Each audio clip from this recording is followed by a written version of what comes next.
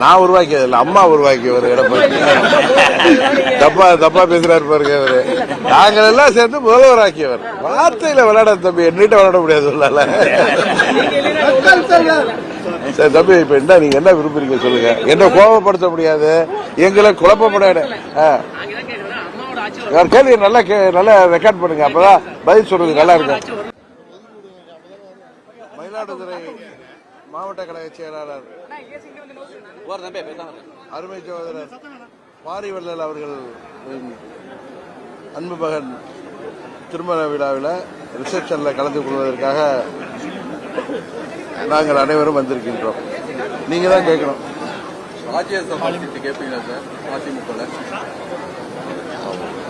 நான் தேர்தலையும் இந்த 26 தேர்தலையும் அமமுக சார்பில் நான் போட்டியிடுறேன், ஏற்கனவே சொல்லியிருக்கேன்.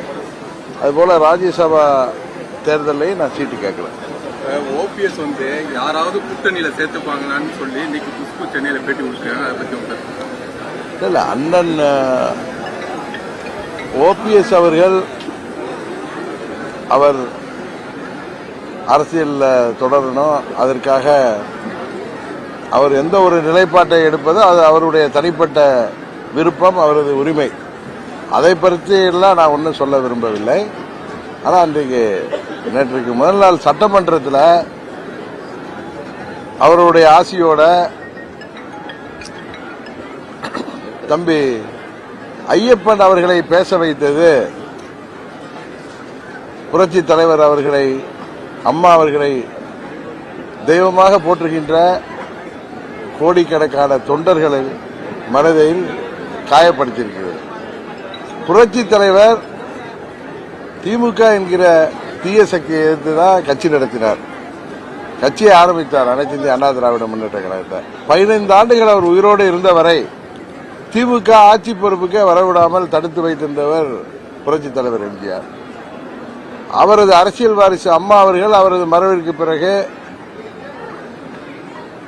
பிரிந்து கிடந்த காரணத்தினால் 2 ஆண்டுகள் திமுக ஆட்சி பொறுப்புக்கு வர முடிந்தது என்பது எல்லோருக்கும் தெரியும். மீண்டும் 91 அம்மா அவர்கள் தமிழ்நாட்டில் ஒரு சிறப்பான ஆட்சியை நடத்தியது அல்லாமல் திமுகவை வலுவாக எதிர்த்த ஒரு மாபெரும் அரசியல் சக்தி அம்மா அவர்கள்.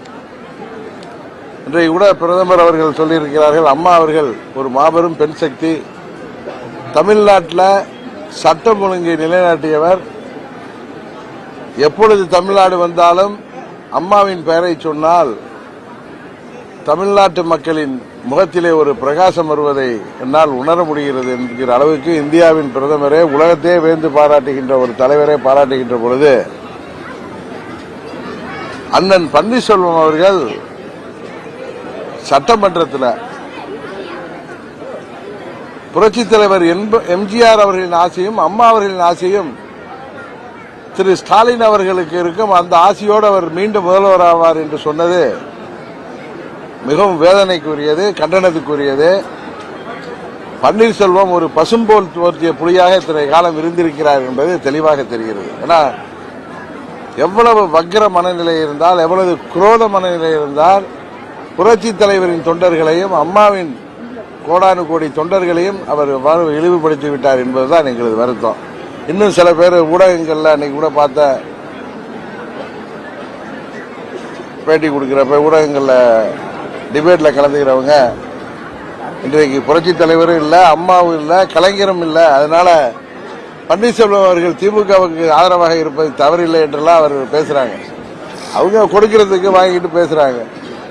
ஒரு தலைவர் இருக்கும் பொழுது அவருக்கு விசுவாசமாக இருப்பதை காட்டிலும் அவர்கள் மறைந்த பிறகு அவருக்கு விசுவாசமாக இருக்க வேண்டும் என்பதுதான் நமது தமிழ்நாட்டு பண்பாடு, இந்திய பண்பாடு. ஏன்னா உலகத்தில் உள்ள அனைவருமே ஏற்றுக்கொள்கின்ற ஒரு கருத்து. இப்ப எங்க தாத்தாவும் எங்க அப்பாவும், எங்க அப்பா நல்லா இருக்காங்க சொல்றேன், எங்க அப்பா காலத்துக்கு பிறகு அவர் மேல நான் பிரியமா இருக்கிறது சரியா? அவர் இருந்த காலத்தில் ஒழுங்கா இருந்துட்ட மாதிரி நடிச்சிட்டு அவர்கள் இறந்த பிறகு, அவர்கள் தவறிய பிறகு அவர்களுக்கு எதிரான நடவடிக்கைகள் ஈடுபடுவது சரியா என்பதை கூட புரியாமல் சில பேர் டிபேட்ல கலந்து கொண்டு வாங்குகிற கூலிக்கு தகுந்த மாதிரி பேசுகிறார்கள். புரட்சி தலைவர் என்கிற மாபெரும் சக்தியும் அம்மா என்கிற மாபெரும் சக்தியும் தொண்டர்கள் இன்னும் எத்தனை நூற்றாண்டு ஆனாலும் தமிழ்நாட்டை பாதுகாக்கக்கூடியவர்கள். அவர்கள் மனது பின்படும்படி பேசியதைத்தான் நாங்கள் வன்மையாக கண்டிக்கிறோம். சமீபத்தில் சார் டெல்லியில் நடந்த ஏஐ மாநாட்டில் காங்கிரஸ் உறுப்பினர்கள் சட்டையை கட்டிட்டு உங்களுக்கு கருத்து என்ன சார்? நான் நேற்று கூட ட்விட்டர்ல கடுமையான கண்டனத்தை தெரிவித்திருந்தேன். உலக நாடுகளே வியக்கின்ற அளவிற்கு இன்றைக்கு இந்தியாவை வளர்ந்த நாடாக, வல்லரசு நாடாக ஆக்க வேண்டும் என்கிற முயற்சியிலே மாண்புமிகு பிரதமர் அவர்கள் கடுமையாக உழைத்து வருவது எல்லோருக்கும் தெரியும். இன்றைக்கு உலக அரங்கிலே இந்தியா என்கிற நாடு மிக ஒரு உயர்வான இடத்தை எட்டி பிடித்திருக்கிறது என்றால், பொருளாதார ரீதியாக இருந்தாலும் சரி, அனைத்து துறையிலும் இந்தியா இன்றைக்கு முன்னேறிய நாடுகளோடு, வளர்ந்த நாடுகளோடு போட்டி போடுகின்ற அளவிற்கு இந்தியா இருக்கிறது என்றால் அதற்கு காரணம் மாண்புமிகு மோடி அவர்களின் நல்லாட்சி தான். அவர் நடத்துகின்ற அந்த ஏஐ மாநாடு, அந்த சம்மிட், அதில் ஐநா சபையைச் சேர்ந்த பிரதிநிதிகள், உலக போற்றுகின்ற பிற முக்கிய தலைவர்கள் எல்லாம் கலந்து கொண்டிருக்கிறதுல நிகழ்ச்சியில காங்கிரஸ் கட்சி எவ்வளவு கீழ்த்தரமான நடவடிக்கையில் ஈடுபட்டிருக்கிறார். அரை நிர்வாணமாக அங்கே வந்து குரல் எழுப்புவது மூலம் அவர்களுடைய தரம் என்ன என்பது தெரிந்திருக்கிறது. உங்களுக்கு மாற்று கருத்து இருக்கலாம், உங்கள் எதிர்ப்பை தெரிவிக்கலாம், அதற்கு எத்தனையோ வழிகள் இருக்கு. அதை விட்டுவிட்டு இன்றைக்கு காங்கிரஸ் கட்சி கழுதை தேய்ந்து கட்டைரும்பாக மாறிக்கொண்டிருப்பதற்கு காரணம் அவர்களின் இந்த இழிவான செயல்பாடு தான். நான் ஏற்கனவே 2021 முன்பு மாண்புமிகு பிரதமர் அவர்கள் தமிழ்நாட்டில் மகாபலிபுரத்தில் டிஃபென்ஸ் காரிடார் நிகழ்ச்சிக்கு வந்த பொழுது, இன்றைய முதல்வர் அன்றைக்கு கருப்பு கொடி காட்டுற பொழுது அன்றைக்கு இதே கருத்தை தான் சொன்னேன். நமது பிரதமர் நமக்கு வேண்டுமானால், உங்களுக்கு வேண்டுமானால், நமக்கு வேண்டுமானால் அவரோட கருத்து வேறுபாடு இருக்கலாம். உலக நாடுகள் எல்லாம் கலந்து கொண்டிருக்கின்ற அந்த டிஃபென்ஸ் காரிடார் புரோகிராம்ல வருகின்ற பிரதமரை வரவேற்க மனதில்லாவிட்டாலும் நீங்கள் கருப்பு கொடி காட்டுவதோ கருப்பு பலன் விடுவதோ தவறுன்னு அன்றைக்கே சொல்லியிருக்கேன். இன்றைக்கு நாங்கள் அவர் கூட்டணியில் இருக்கிறதுக்காக சொல்லவில்லை. அன்றைக்கும் இந்தியாவின் பிரதமர் அவர்தான். நமது பிரதமரை, இந்திய மக்களால் தேர்ந்தெடுக்கப்பட்டிருக்கின்ற பிரதமரை உங்களுக்கு பாராட்ட மனமில்லை என்றாலும் இப்படி கேவலமாக உங்களது புத்தியை காட்டுவது கேவலமாக இருக்கிறது என்றுதான் நான் கண்டனத்தை சொன்னேன். சட்டமன்ற தேர்தலில் நீங்க போட்டியிடுறீங்களா? போட்டி இல்லை சார், அதான் சொன்னேன். தமிழ்ல தானே சொல்றேன், தாய்மொழியில தானே சொல்றேன். நான் சொன்னேன் உங்களுக்கு ஏற்கனவே நான் பல ஊடக நண்பர்களை பேட்டிகள்ல சொல்லி தமிழ்நாடு முழுவதும் எல்லாருக்கும் தெரியும். அரசியல் என்பது ஒரு சதி நிறைந்த துறை. இதுல அம்மாவின் ஆட்சியை மீண்டும் தமிழ்நாட்டில் ஏற்படுத்த வேண்டிய கட்டாயம் இன்றைக்கு இருக்கிறது. திமுக ஆட்சியில பட்டி தொட்டி எங்கும் கஞ்சா போன்ற போதைப் பொருட்களின் புழக்கம், மாணவர்கள் இன்றைக்கு பள்ளிகளில் படிக்கிற மாணவர்கள் கூட கஞ்சா பயன்படுத்துகிற அளவுக்கு நாடு குட்டிச்சுவராகிட்டு இருக்கு. இன்னும் சொல்ல போனா சட்டம் ஒழுங்கு சந்தி சிரிக்கிறது, பெண்களுக்கு பாதுகாப்பு இல்லை, தேர்தல் வாக்குறுதிகளை கூட நிறைவேற்றாமல் மக்களை விலைக்கு வாங்கிவிடலாம் என்று இலவசங்களை காட்டி 5000 கொடுத்து விட்டோம் என்று மார்த்தட்டி திரிகிறார்கள். இந்த திமுக ஆட்சியை முடிவுக்கு கொண்டு வரவில்லை என்றால் வருங்கால தமிழ்நாடு பாலைவனமாகிவிடும். ஒரு குடும்பத்தின் பிடியிலே தமிழ்நாடு எல்லா துறையிலும் பின்தங்கிவிடும். தமிழ்நாடு ஒரு கொலைக்காடாக மாறிவிடும், கஞ்சா நாடாக மாறிவிடும். சட்டம் ஒழுங்கு சரியில்லை. இங்கு காவல்துறையை சேர்ந்த காவலர்களே கஞ்சா விற்கின்ற அளவுக்கு இந்த நிலைமை மோசமாகிவிட்டது. எங்கும் ஊழல், எதிலும் ஊழல். இன்றைக்கு ஊழல் இல்லாத துறையே இல்லை என்கிற அளவிற்கு நேற்றைக்கு கூட சென்னை உயர்நீதிமன்ற அமர்வு அமைச்சர் நேரு அவர்களின் துறையிலே நடந்த 1000 கோடிக்கு மேலான அந்த ஊழல் முறைகேடுகளில் அமலாக்கத்துறை தெரிவித்திருந்தும், ஆதாரங்களோடு தெரிவித்திருந்தும் இந்த ஆட்சியாளர்கள் நடவடிக்கை எடுக்காத காரணத்தினால் நீதிமன்றமே அவர்கள் மீது வழக்கு தொடர சொல்லி கண்டனம் செய்கிற அளவிற்கு இந்த ஆட்சி மோசமாக போய்க் கொண்டிருக்கிறது. ஏழை எளிய மக்களை பணநாயகத்தால் வென்றுவிடலாம் என்கிற மோசமான ஒரு நிலைமைக்கு நாடு தள்ளப்பட்டுக் கொண்டிருக்கிறது. கூட்டணி கட்சிகள் எல்லாம் விட எம்எல்ஏ இருந்தா போதும், எம்பியா இருந்தா போதுங்கிற அளவுக்கு இந்த ஆட்சிக்கு அவர்கள் ஆதரவாக இருக்கிறது. நாட்டை குட்டிச்சுவராக்குவதற்கு உறுதுணையாக இருக்கிறார்கள். உறுதியாக இந்த திமுக ஆட்சி முறியடிக்கப்பட வேண்டும் என்பதுதான் மாண்புமிகு பிரதமர் அவர்களின் நிலைப்பாடு. அதன் காரணமாகத்தான் அம்மா மக்கள் முன்னேற்ற கழகம் 21 அந்த கூட்டணியில் இருக்க வேண்டும் என்று அவர்கள் விரும்பிய பொழுது அன்றைக்கு அது நடக்காமல் போனது. மீண்டும் இந்த தேர்தலில் திமுகவை வீழ்த்த வேண்டும் என்கிற ஒரே கொள்கையோடு நாங்கள் அனைவரும் ஓரணியில் திரண்டிருக்கிறோம். இதுல தேவையற்ற பிரச்சனைகளை யாரும் கிளப்புவதற்கு அனுமதிக்க கூடாது என்பதற்காகத்தான் நான் தேர்தலில் போட்டியிடவில்லை, அம்மா மக்கள் முன்னேற்ற கழகம் போட்டியிடும். இல்ல இன்னும் நான் அதை பத்தி இல்ல, நான் உங்களுக்கு தெரியும், நான் என்டிஏ கூட்டணியில பிஜேபி கூட்டணியில தான் நான் இணைந்து அதன் மூலம் நான் அதிமுக கூட்டணியில பிஜேபி அதிமுக கூட்டணி என்கிற என்டிஏ கூட்டணியில நான் இணைந்திருக்கிறேன். எனது அம்மா மக்கள் முன்னேற்ற கழகத்திற்கான தொகுதி உடன்படிக்கை என்பது பிஜேபி மூலம்தான் நடைபெறும். இன்னும் அதற்கான பேச்சுவார்த்தைகள் ஆரம்பிக்கவில்லை. ஆரம்பித்த பிறகு நான் சொல்கிறேன்.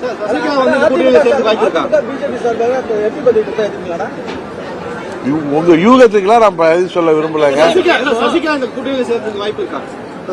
நான் விடிய விடிய கதை சொன்னாலும் சீதைக்கிராம சித்தப்பங்கிற மாதிரி நீங்க பேசிக்கிட்டு இருக்கீங்க.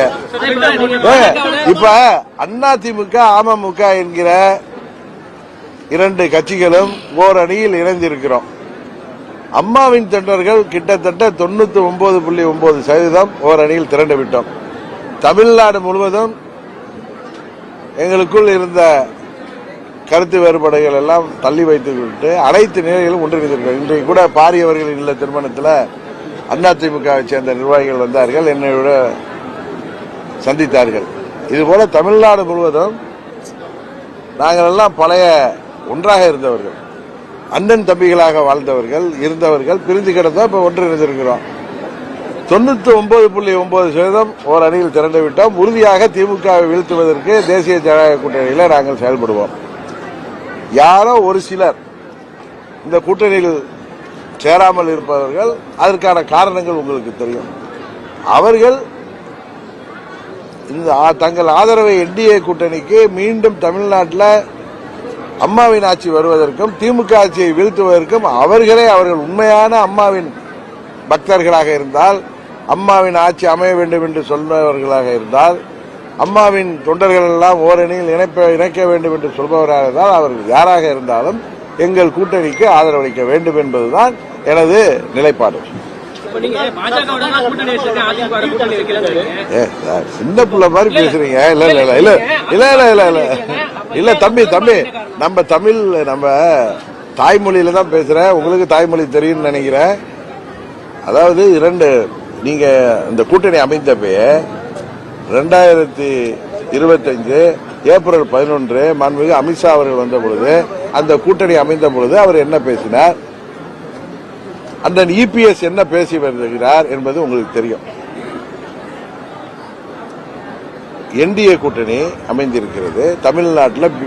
ஏடிஎம்கே தலைமையில் அந்த கூட்டணி, பிஜேபி அதிமுக கூட்டணியில் மற்ற கட்சிகள் இணைந்து வருகிறேன்னு சொன்னாங்க. நான் என்டிஏ கூட்டணியில் பிஜேபி தலைமையிலான கூட்டணியில் சேர்ந்திருக்கேன். அதனால நீங்க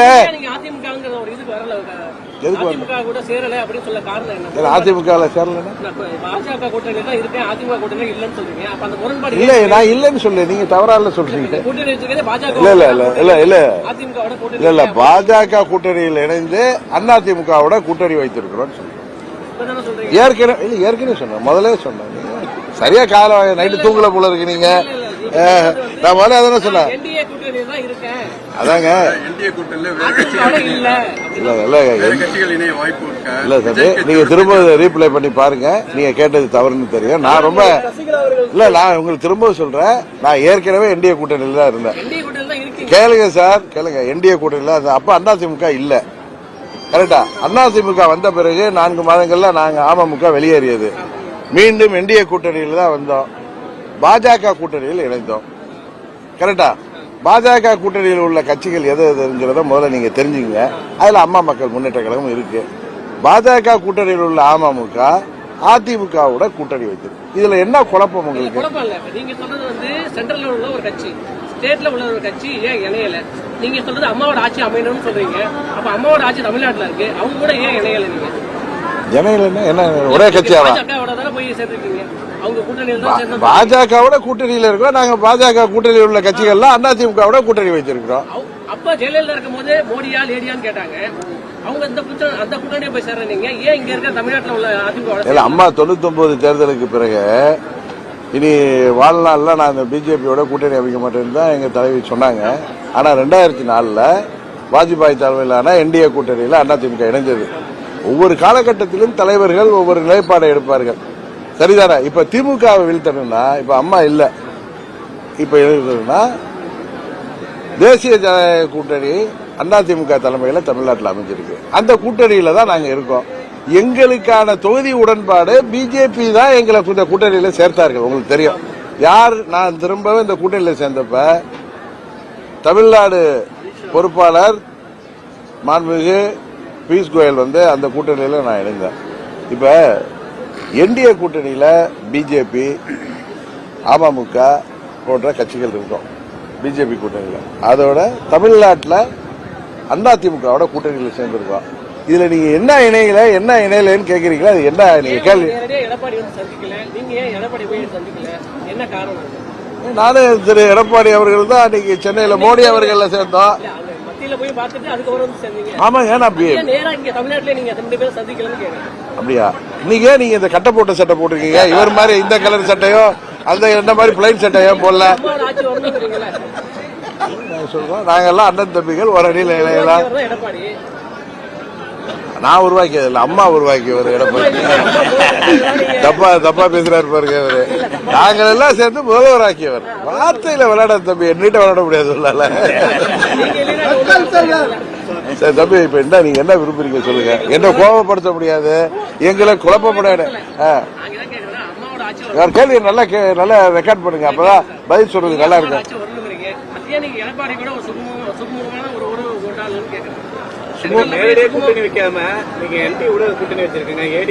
ஏற்கனவே நான் என்டிஏ கூட்டணியில நான் இணைஞ்சிருக்கேன்.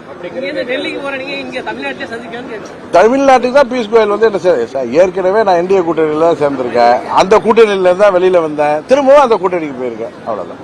அப்ப ஏடிஎம்கே இல்ல, இப்ப ஏடிஎம்கே வந்திருக்கு. நான் பிஜேபி கூட்டணியில இணைஞ்சிருக்கேன். பிஜேபி கூட்டணி அதிமுகவோட கூட்டணி வச்சிருக்கு. இது நீங்க எத்தனை முறை கேட்டாலும் அதான் பதில்.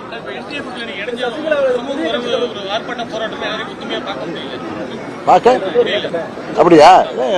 நிறைய இடங்கள்ல ஒன்று சேர்ந்துட்டாங்க. சில இடங்கள்ல நீங்க சொன்ன மாதிரி இன்னும் சேராம இருக்கலாம். வருங்காலத்துல எல்லாம் சேர்ந்துருவாங்க. அதிமுக சட்டமன்றத்தில் வந்து எடப்பாடி பழனிசாமி ஒரு தொகுதியில் போட்டிருக்காங்க. அந்த தொகுதியில் போய் பிரச்சாரம் பண்ணிருக்காங்க. 234 தொகுதிக்கு போவேன். அண்ணன் இபிஎஸ் தொகுதி உட்பட.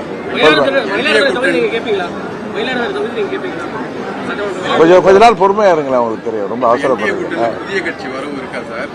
கூட்டணி பலமா வச்சிருக்காங்களா இந்திய கூட்டணி? எங்க கூட்டணி போதுமான பலத்தோட இருக்கு. உறுதியாக திமுகவை இந்த தேர்தலில் வீழ்த்தும். தாவேக்கா நீங்க அது திரு விஜய் அவர்களிடம் தான் கேட்கணும். மதுரை கூட்டத்தில் வந்து ஸ்டாலின் பேசியிருக்காரு. திராவிட மாடல் ஆட்சியினுடைய சாதனை வந்து உறக்க கேட்கிறது. அதான் தமிழ்நாடு முழுவதும் கஞ்சா பட்டி தொட்டி எல்லாம் எந்தவித பஞ்சம் இல்லாம கிடைக்கிறது தான் ஒரே சாதனை, வேற ஒண்ணும் இல்ல. தமிழ்நாடு முழுவதும் அனைத்து தரப்பு மக்களும் போராட்ட குரல்களும் கைது குரல்கள் கேட்பது தான் ஒரே சாதனை. வேற எதுவும் கேட்கணுமா தம்பி?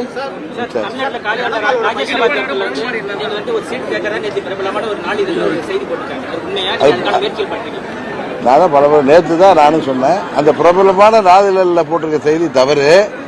நான் ராஜ்யசபா சீட்டும் கேட்கிறேன், சட்டமன்றத்திலையும் போட்டியிடவில்லை.